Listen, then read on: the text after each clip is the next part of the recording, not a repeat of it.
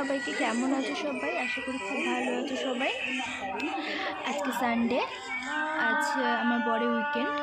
তো উইকেন্ড ছাড়া আমার মন্দিরে আসা হয় না। এটা ব্যাঙ্গালোরের হসকটে বলে একটা জায়গা আছে, সেখানে এই মন্দিরটা আমি এই নিয়ে দুবার আসছি। তো ভাবলাম তোমাদের সাথেও একবার শেয়ার করি। তো মানে এই মন্দিরটা এতটাই জাগ্রত, মানে এবার মন্দির তো সব জায়গায় মন্দিরই জাগ্রত হয়, সেটা আসলে আমরা শুনেছি এই মন্দিরে মিনিমাম 9 উইক যেতে হয়।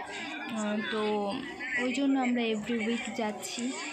তো মন্দিরে যেতে এমনিতে খুব ভালোই লাগে আমার, মানে আমার একটা সবচেয়ে শান্তির জায়গা হচ্ছে এই জায়গাটা। তো এখানে আমরা যেদিনকে গেছিলাম আর কি সানডে, তো সেদিনকে এখানে পুজো হচ্ছিল। আমার মনে আমাবস্যা ছিল হয়তো সেদিনকে, কেননা এই মন্দিরে আমাবস্যার দিনই বড় করে পুজো হয়, মানে হোম হয়, যজ্ঞ হয়। তো আমার মনে হয় আমাবস্যা ছিল, আমরা দুপুরবেলায় গেছিলাম, যজ্ঞ হয়ে গেছিলো।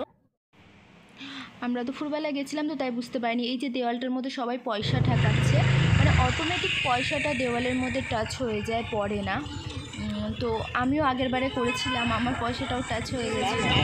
তো এখানে গাড়ি পার্কিংয়ের জন্য ওরা টাকা নেয়, 10 টাকা করে নেয়।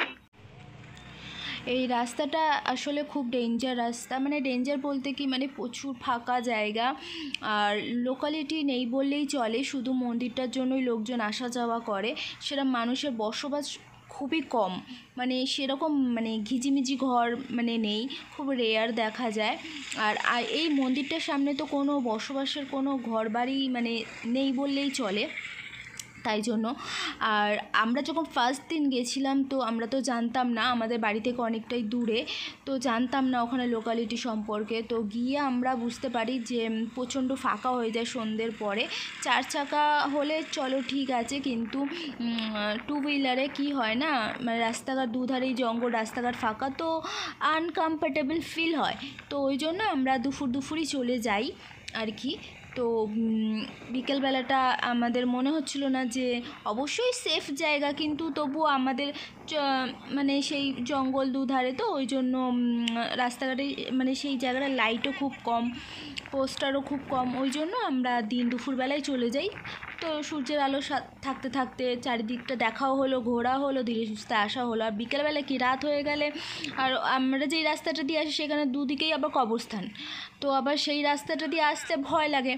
ওই জন্য আমরা কি করি, দুপুরবেলায় চলে গেলে কি আসতে কোনো প্রবলেম না, চলো কোনো ব্যাপার না, মানে গাছপালাও দেখা যায়, জমি আছে, গাছপালাও দেখা যায়, ঘোরাও হয়, মনটাও ভালো লাগে। আর রাত্রে কিছু দেখা যায় না, অন্ধকার হয়ে যায়। তো ওই জন্য এগুলো হচ্ছে আঙুরের বাগান আছে, তারপর ওই ছোটো ছোটো গোলাপগুলো হয়, গোলাপের চাষ হয় এখানে পুরোটা।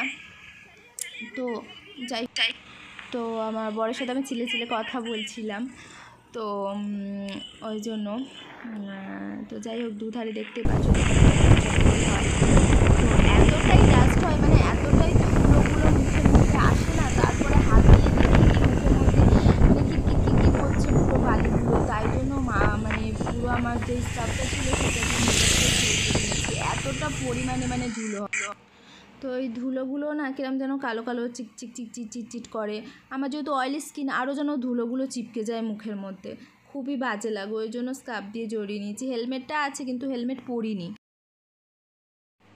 দেখছো যেখানে ছোটো ছোটো গোলাপগুলো চাষ হয়, এখানে পুরো গোলাপের ফার্ম, মানে এত ছোট ছোট বিভিন্ন ধরনের কালারের গোলাপ ফুল। আমার তো মন করছিল আমি নিচে গিয়ে নেমে নিই, যেহেতু লোকের বাগান, আর ও আশেপাশে কাউকে দেখতেও পাচ্ছিলাম না যে বলে নেব। এটা পুরো আম বাগান, মানে পুরোটাই এপাশে ওপাশে দুপাশেই আম বাগান। আমি ভেবেছিলাম যে যাওয়ার পথে ওখানে বয়স্ক দাদুগুলো বসে রয়েছে, বলে নেব, কিন্তু সেরকমভাবে পেলাম না। রাস্তাটা এতটাই খারাপ, খানিকটা রাস্তা মানে পাকা হয়নি এখনও, রাস্তাটা স্টোনগুলো পড়ে রয়েছে, এতটাই অসুবিধা হচ্ছে যেতে, এতটাই রিস্ক হয়ে যাচ্ছে। রাস্তাটা কিছুটা মানে খানিকটা রাস্তা, প্রায় 15 মিনিট বা 10 মিনিটের মতন রাস্তাটা খুবই বাজে। এই দেখছো পুরো আম বাগানগুলো এত সুন্দর সুন্দর আম হয়ে রয়েছে, মানে দেখেই প্রাণটা জুড়িয়ে যায় যে ব্যাঙ্গালোরের মধ্যে এরকম একটা জায়গা আছে, মানে ভাবাই মুশকিল। আমরা জানতাম না সত্যি, এটা একজনের মুখ থেকেই শোনা আর কি। এই যে এখানে দাদুগুলো মানে ত্রিপল খাটিয়ে থাকে ওরা আর কি, আম বাগান হয়তো দেখাশোনা করে, আমি জানি না রাত্রে থাকে কি না। তো যাই হোক, মনে হয় সারাদিন হয়তো দেখাশোনা করে। তো আমার তো খুব ইচ্ছে করছিলো, কিন্তু সেরকম একজনকে আমার বর জিজ্ঞাসা করলো, কিন্তু সে কিছু বললো না, কী জানি বুঝতে পারলো কি পারলো না। এই যে দাদুটাকে জিজ্ঞাসা করছিল, কিন্তু কী জানি শুনতে পেয়েছি কি করেছে, কোনো রেসপন্স করেনি। गाली देता तो पता चलता। पैंट मत भींगाओ, वॉश करना पड़ेगा फिर पैंट। जाते जाते और भी किरकिरी हो जाता नहीं। এইটা হচ্ছে ঝিঙের বাগান, মানে পুরোটা ঝিঙের। আর আমি তো খুব খুশি হয়ে গেছিলাম, আমার বর বললো যে ওখানেই একজন বেচছে আর কি, বিক্রি করছে। তো আমি ভাবলাম চলো, পুরো পিওর গাছ থেকে হয়তো আমি পেরে নেবো, এত তো খুশিতে আনন্দ হয়ে গেছিলাম। এই যে সামনে দেখছো, পুরো মানে বাগান থেকে ঝিঙে নিয়ে এখানে বিক্রি করছে।